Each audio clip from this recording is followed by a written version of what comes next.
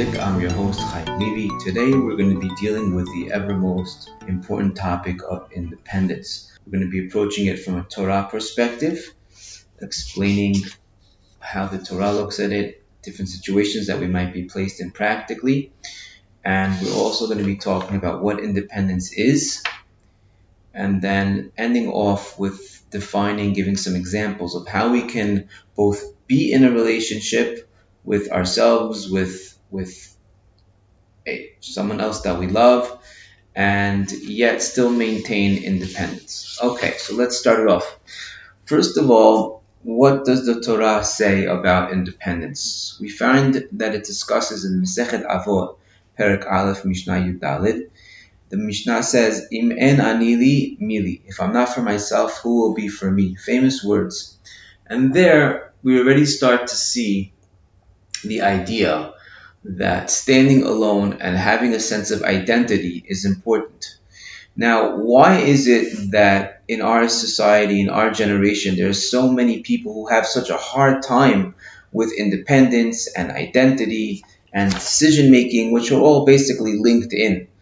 Once you're having a hard time making a decision, part of it is because we don't have a defined identity. Okay, so one thing is we're raised in communities that are very interdependent, from a dress perspective, from an eating perspective, from a travel perspective, from a school perspective, many things that are very good, that are excellent, and we depend on each other for them. Strength, kind of the idea of strength in numbers, right? So that's one thing. We're kind of nurtured that way. Another point is when we grow up, we're born, we're dependent on our mothers, we're dependent on our fathers, for both emotional support, for materialistic support, and so on and so forth. That evolves into dependency on friendship, which evolves into also dependency on your spouse. So there's kind of like a chain of events leading towards dependency, and finding your own space, your own mindset, your place to decide, to choose, to be an individual is very rare.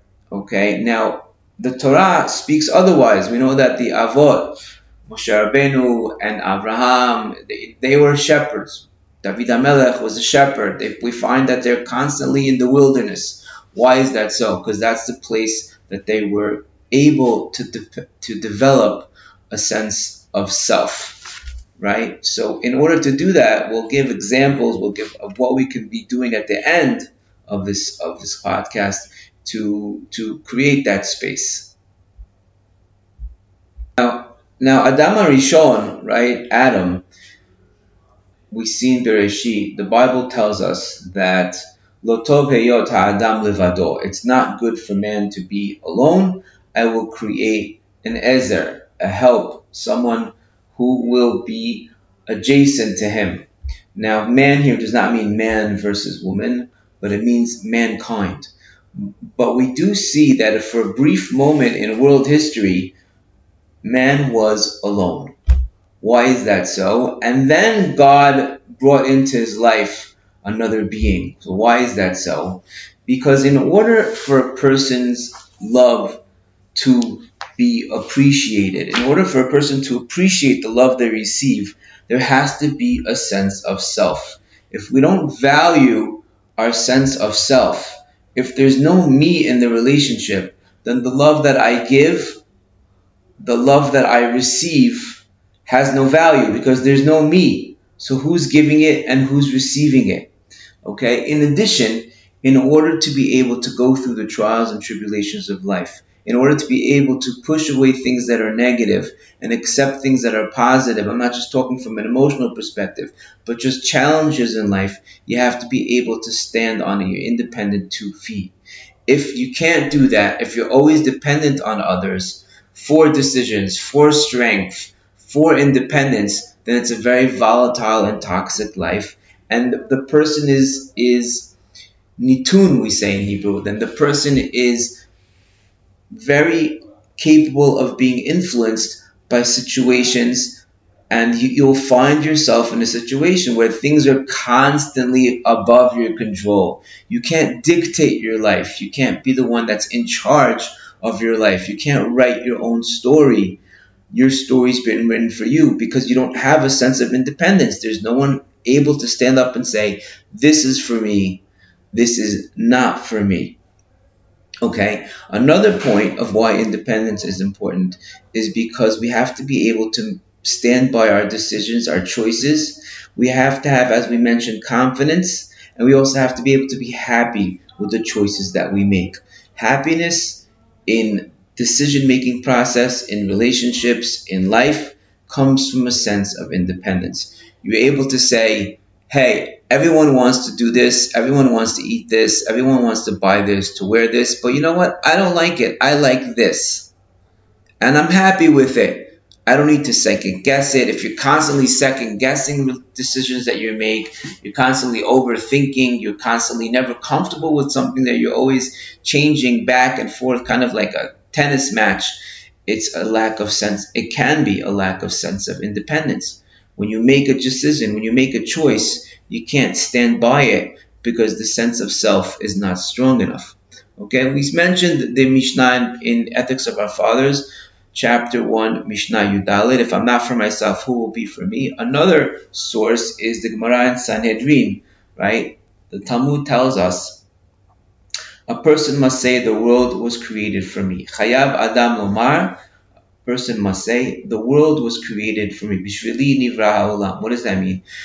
It means if it was just you, okay, if you can pause for a moment and just think about this, if it was just you in the universe, there was just one being, and that would be you, God would still have created this beautiful masterpiece called the universe, with all of its delicacies, with all of its specificness, with all of its beauty and power.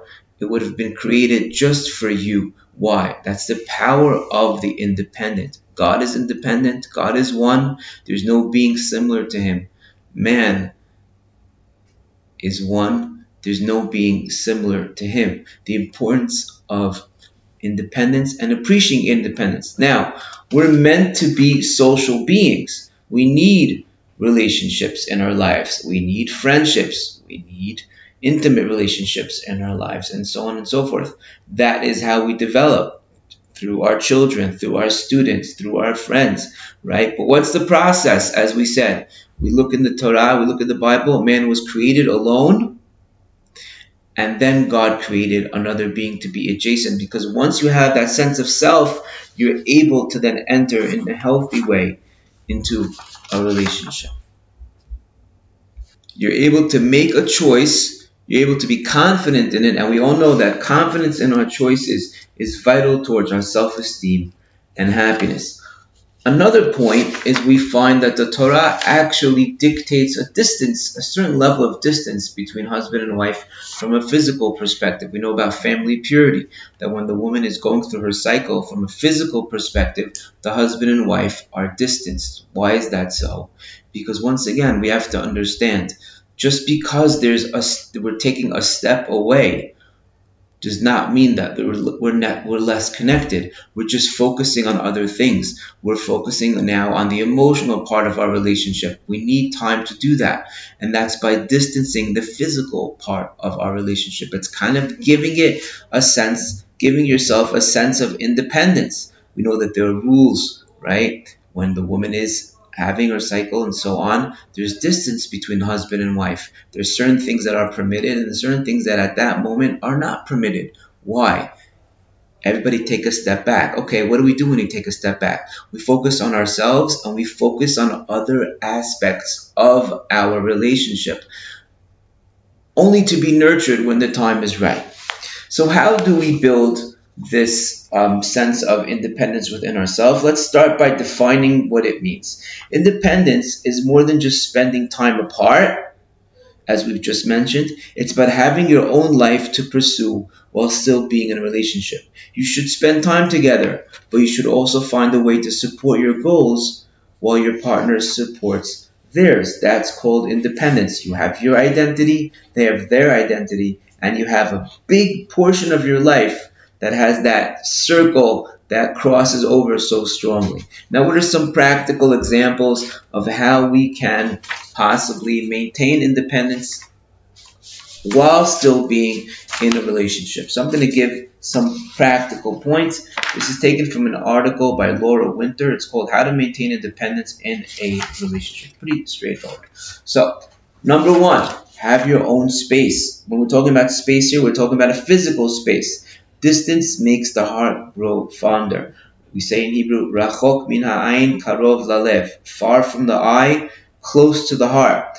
That just means that you should have your own actual physical space, whether it's an office or it's a room that you're working out of, and or your own specific place to work out. Whatever works for you. Having space requires you to be comfortable with yourself. There's a reason why we say that you have to love yourself before you can love others. There has to be a sense of self to receive and to give the love. If you're not comfortable being alone, or every activity has to be done with your partner, and you have to be careful because that creates a tremendous sense of neediness. So number one is having an actual physical sense of self. Number two is hobbies and activities, a creative outlet. Every person needs to have some type of creativity that's special to you. It doesn't mean that you can't share hobbies, and you shouldn't be, but there also should be something that's independent. The books you like to read, the music you like to listen to, something to that extent. You understand my point. Number three is developing a sense of trust with your partner. Maintaining independence is based on trusting the other individual as well as being comfortable with yourself. If you trust your partner and you trust yourself, you can easily spend time apart while still nurturing the relationship. Three, maintaining your values, right? A lot of times people get into a relationship only to discover, hey, we're really different. So they try and like force the puzzle. They try and change each other, change the way they look, and kind of get their values aligned and so on and so forth. No, a relationship is supposed to be built on a similar foundation. Your values are meant to be aligned. They're entitled to be different in certain things. That's very normal, two different human beings. But you can't force the common ground. If you're forcing and misconstruing and changing the value system, that's going to lead to a sense of suppression, which we've spoken on in the past, what that does. So very important to have and maintain values that are important to you, and making sure that they're aligned with your spouse and the one that you're in a relationship with. Next, moving on, is sharing your passions. Just because you're in a relationship does not mean you shouldn't have your own independent passions. They have to understand what drives you, right? Your spouse, your other half, has to understand what gets you excited, what points you get excited about, what inspires you. Just because they don't participate in it doesn't mean they can't get excited for you.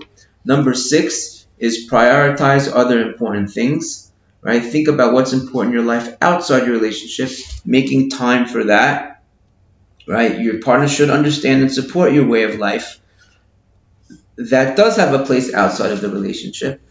Number seven, try to keep separate social circles. When your friends and his friends or her friends are all the same and you're always spending time with the same people, it's a lack of independence. So again, of course, the majority and core of your friends and your social circles are going to be the same.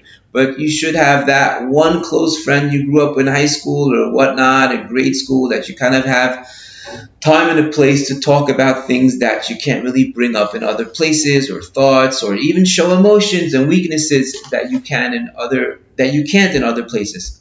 Last but not least is prioritize your dreams. Your spouse should always foster your dreams. I know I've met so many people that unfortunately relationships have clipped their wings. It's a term meaning they want to fly but they can't, because they, like you clip a bird's wings, they don't have the strength anymore because they can't dream. When you stop dreaming, that's when things start getting stale. So of course dreams change and goals in life change and so on and so forth. But you have to make yourself a priority, and you have to be in a situation where your spouse, your friend, your other half is prioritizing your dreams, is listening to your dreams, and so on and so forth. Another word on this, we find that so much of our identity is invested and built on our relationship with others. What happens when those others step out? Meaning, when our children grow up and now the house is empty, what happens to the mother? What happens to the father? They go through some type of crisis, some type of lack of identity, because now there's nobody to make lunch for anymore. There's nobody to wake up for school anymore. So what am I left with? I'm left with just me. But for the past X amount of years, I haven't had a sense of me. What about that time period?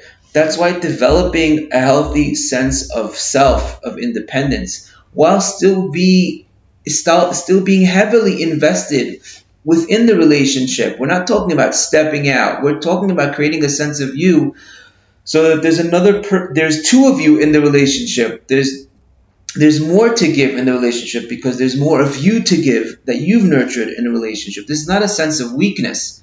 This is creating a healthy sense of self. I hope you've enjoyed this, and I look forward to any comments or questions so we can further our growth. We're going to be moving on to the next topic, the next podcast. Thank you